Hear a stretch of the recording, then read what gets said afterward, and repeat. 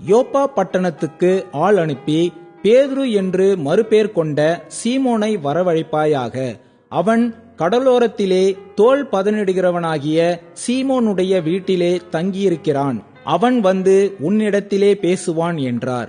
அந்தபடியே நான் உடனே உம்மிடத்திற்கு ஆள் அனுப்பினேன். நீர் வந்தது நல்ல காரியம். தேவனாலே உமக்கு கட்டளையிடப்பட்ட யாவையும் கேட்கும்படிக்கும் நாங்கள் எல்லோரும் இப்பொழுது இங்கே தேவ சமூகத்தில் கூடியிருக்கிறோம் என்றான்.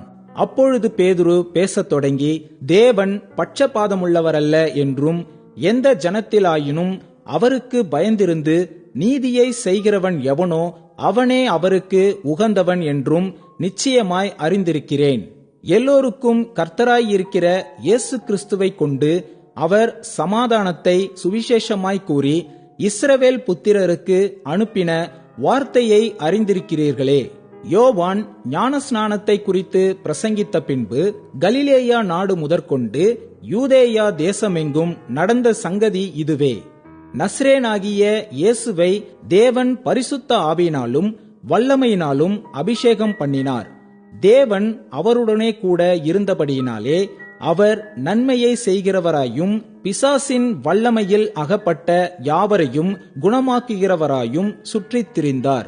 யூதருடைய தேசத்திலும் எருசலேமிலும் அவர் செய்தவைகள் எல்லாவற்றிற்கும் நாங்கள் சாட்சிகளாய் இருக்கிறோம். அவரை மரத்திலே தூக்கி கொலை செய்தார்கள். 3ஆம் நாளிலே தேவன் அவரை எழுப்பி பிரத்யட்சமாய் காணும்படி செய்தார்.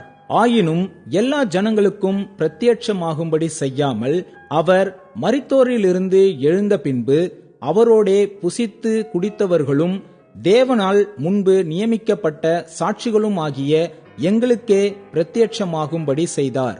அன்றியும் அவரே உயிரோடு இருக்கிறவர்களுக்கும் மரித்தோர்களுக்கும் தேவனால் ஏற்படுத்தப்பட்ட நியாயாதிபதி என்று ஜனங்களுக்கு பிரசங்கிக்கவும் சாட்சியாக ஒப்புவிக்கவும் அவர் எங்களுக்கு கட்டளையிட்டார்.